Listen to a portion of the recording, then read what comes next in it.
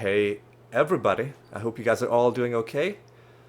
Welcome to a somewhat different video for Siralim Ultimate.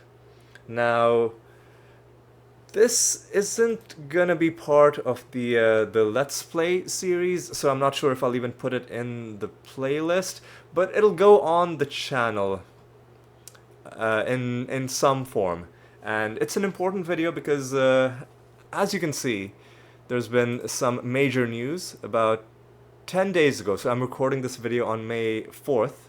On April 24th, this bombshell dropped that Siralim Ultimate has resumed development. They're reopening the backer shop, adding new game modes, and much more. We'll see about all of that in just a few moments. But I should just mention up front that one major reason I'm recording this video now, and I may have to do a follow-up later, is because depending on what these updates look like, it may change how we have to characterize the Let's Play that we're doing. Because we are very deep into it. So I should mention I'm recording this video on May the 4th, but I've already recorded a number of additional episodes that haven't been released yet. They're on a schedule. So my plan was I'll record them in advance, and then while I'm busy during the summer, then these episodes are going to go up, and then as I approach the point at which the episodes catch up to real time, I'll start recording the game once again. Like the usual thing, a lot of Let's Players do it this way, but then you run into issues where major announcements get made while you have a ton of episodes that are still to come up. It shouldn't affect the series, not even up until late August, which is where my currently recorded episodes are going to go up until, because this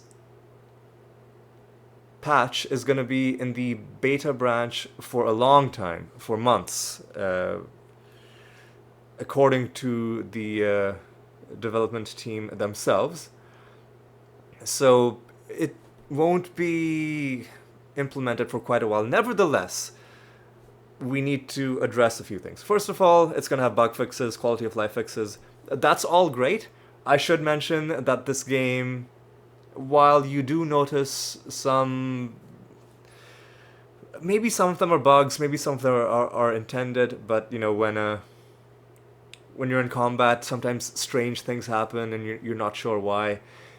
So I imagine a lot of those are going to be addressed with this stuff. The backer shop, to be perfectly honest, I'm not sure what this is. I know in the episode that I recorded when I was ascending the pariah, spoiler alert, episode 300, in case you're interested, that was on May the 1st, and that was the day that the backer shop apparently opened, and there was an update in the game about that, and it even gave you a free skin. So that excuse me, I'm not sure what that's going to entail, but it seems to me that maybe it's going to be I'm not even going to speculate. In fact, let me just see, what is the Siralim Ultimate Backer Shop? What is the backer shop? Let's take a look. Okay, Thylacine Studios. Welcome to the backer shop. How it works? Purchase content. Use the buttons below to buy. Okay. So you can name NPCs. You can unlock. Oh, you can help design one of these backgrounds. Alright, wardrobe costumes, castle decorations, creature accessories, trait materials. Okay. Name a Rhodian creature. Okay. Um, uh, creature skins. Alright. Is this why there are so many amazing skins in this game? It's because they've been crowd sourcing it and like, alright, that might be. I mean, that's just cool. Spells, alright. Creatures, okay. 6 new creatures, alright. A nether realm, alright. So if new nether realms are added, I'm worried that there's gonna be like new achievements based on these.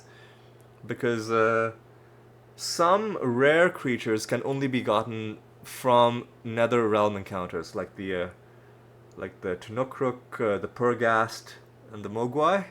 And then there's the whole rabbit hole for the Dumpling King, but you know, there's that. False gods, okay, so potentially, depending on how many people take up the $2,500 US dollar backer shop opportunities for false gods and specializations. It seems like, and depending on whether some of the new creatures have achievements related to them, it seems like there could be new content in the game that will have achievements related to it.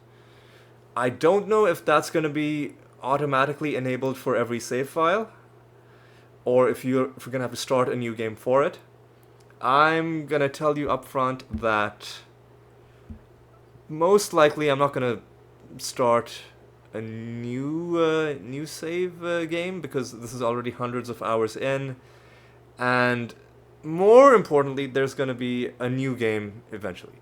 So rather than restarting this game and spending another 1,000 hours, I think it would be better to just stay with this save file and do the best that we can, and then just play the new game when it comes out.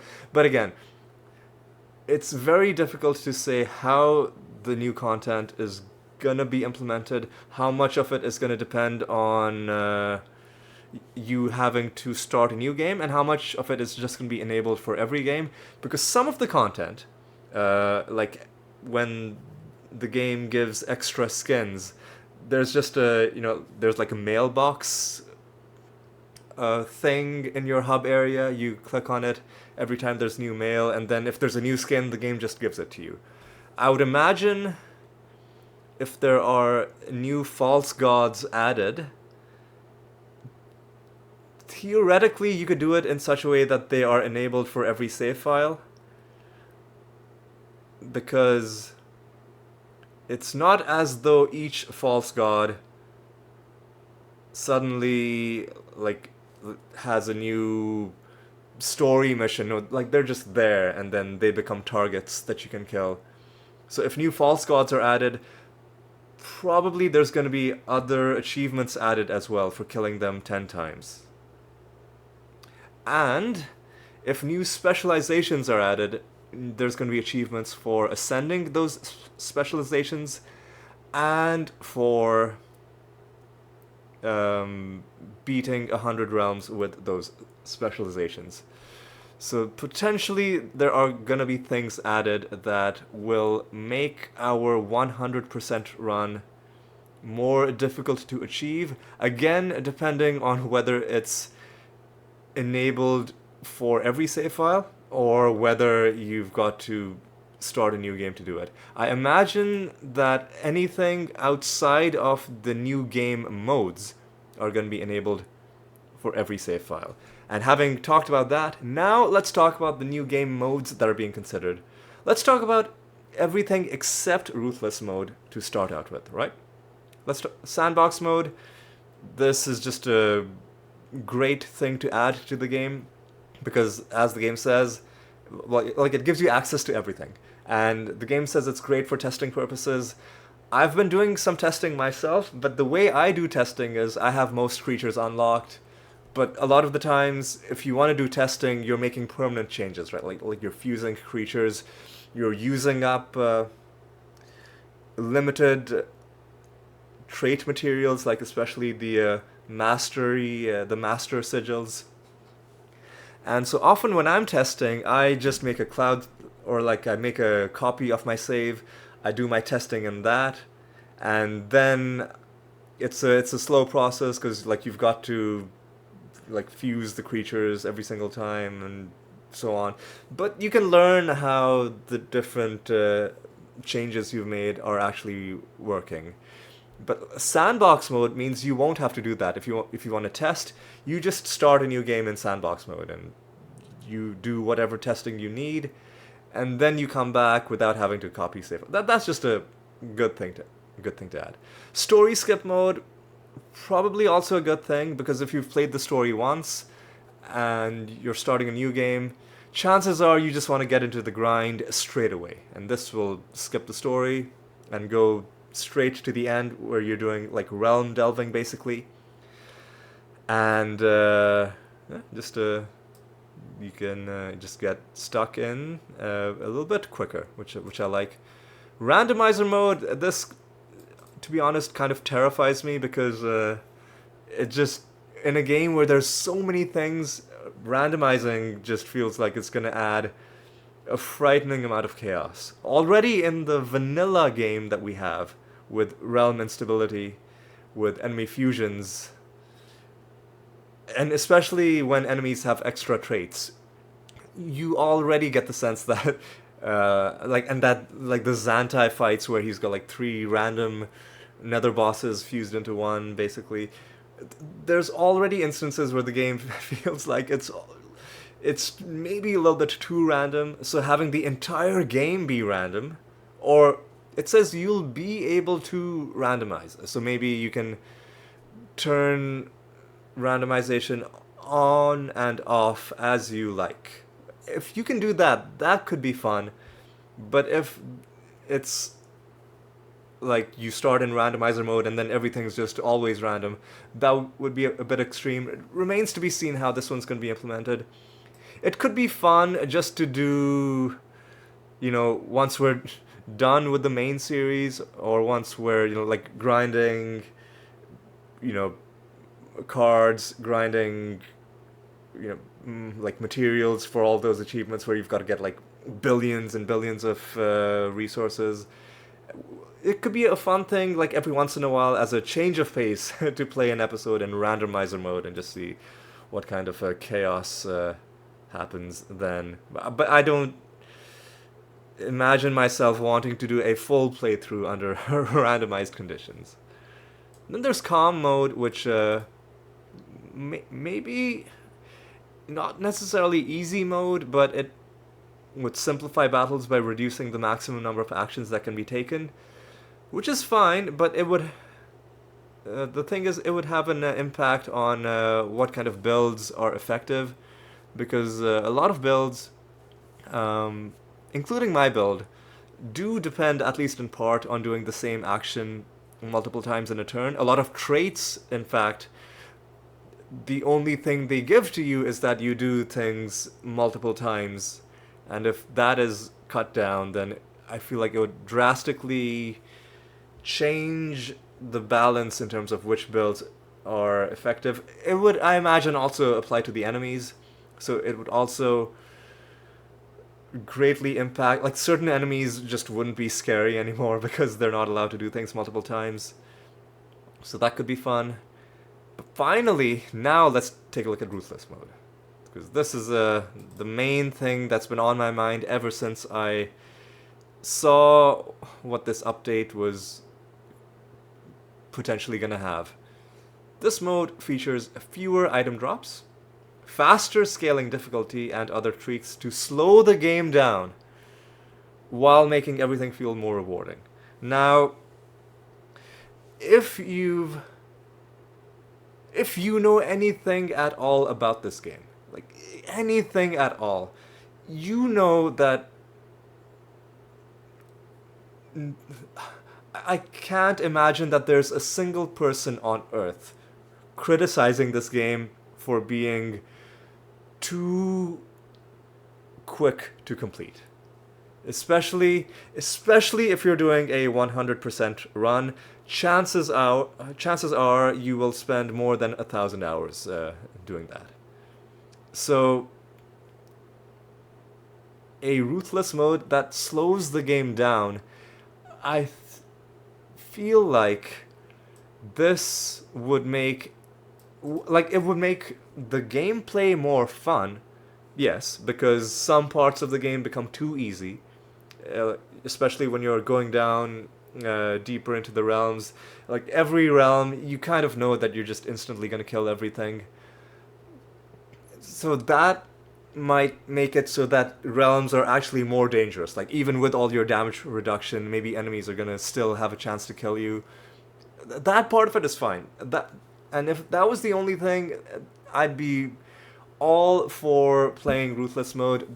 The main issue is this thing: fewer item drops.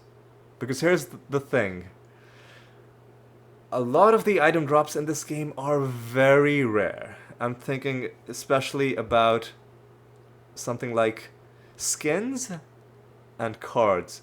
Skins, I surely ruthless mode wouldn't be so ruthless as to make skins more rare, because with very limited exceptions, skins don't actually affect gameplay. I think there's a maybe there's a dumpling thing where depending on which skin you have, things change. But for everything else, like skins are just cosmetic. However, cards do affect gameplay. And if the idea is to make the game more difficult, my strong suspicion is that this game mode is going to nerf the rate at which cards drop. But here's the problem: is that already, based on my calculations, it would have taken more than 1,000 hours to get all of the cards. And if they change it by a factor of 10, let's say, then suddenly that goes to 10,000 hours. Then suddenly it's no longer feasible that you're going to get all the cards, right?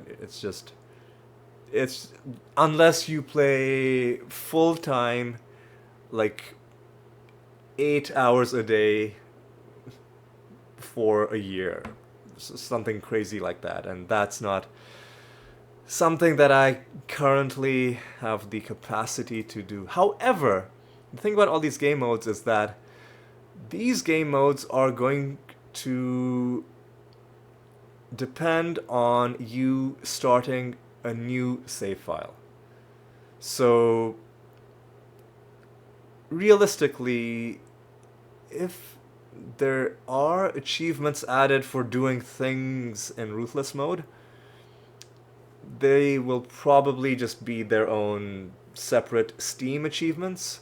Whereas the in-game achievements, which is what I'm using to judge the 100% completion in my game, because it's not the game mode we've picked at all, like we've just picked in vanilla mode, and our game is going to stay in vanilla mode, it's not going to change that. What could change that is the false gods, the new creatures that are added, potentially new nether encounters, if they have achievements related to them, and things like that. One other thing to address is the fact that this patch is going to be in beta for a while. I would very much like to participate in the beta branch experience, if for no other reason that it would be nice to have a bit of a heads up on what changes are likely to come, and especially what ruthless mode is going to look like what the randomizer is going to look like, what the quality of life features are going to look like, what new false gods are being considered. But this is going to be a long-term thing, probably, because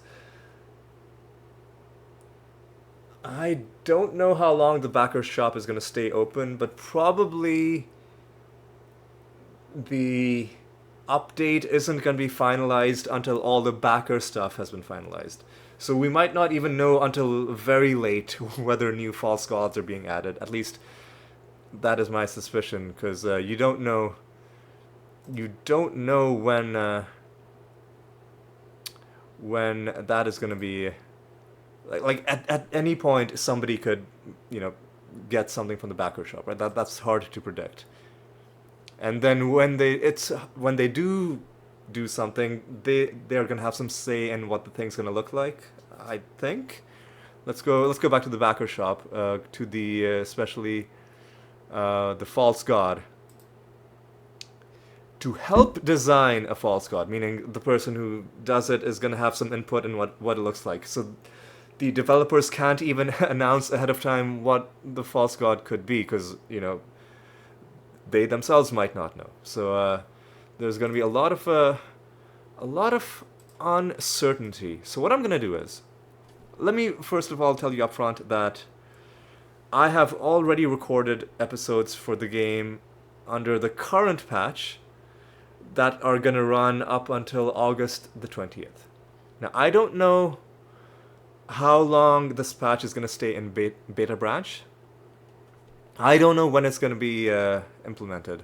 However, if the patch is finalized and released, or if some follow-up announcement is made about what the patch is likely to contain, and if I have more information about how it's going to impact our series, then I will make a follow-up announcement on my channel. But for now, just I wanted to get this update video recorded. I'm not currently recording new episodes for Siralim because I'm busy with work these days, and most likely for most of the summer I'm going to be busy, which is why there's a backlog of videos that are going to be uploaded as per the usual schedule, going all the way to late August.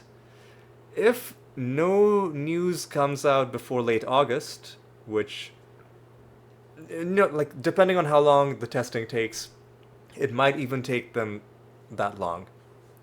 If no news comes out, then things are just gonna continue as normal. However, if either the patch comes out or if more announcements come out, then I will make a follow-up video, because this is always the challenge whenever you're recording a Let's Play for a game that's undergoing ongoing development, is that you might record episodes going quite a while into the future in terms of when they are going to be uploaded, but then a major game update is going to come out, and then you might have to address the fact that a lot of these episodes are going to be not really with that update actually applied. So that's going to, again, potentially complicate things, but that's going to be something that we'll have to think about as more information becomes available, right? So I think that covers just about everything with everything that I can say right now about this patch. And like I said, as new information comes out, I will keep you updated. And until the next time, until the next update, until the next episode, which is going to come out soon. Although, of course, the episode is going to be something that the version of me in the upcoming episodes all the way until late August is going to be a version of me that's unaware that the game is about to be patched.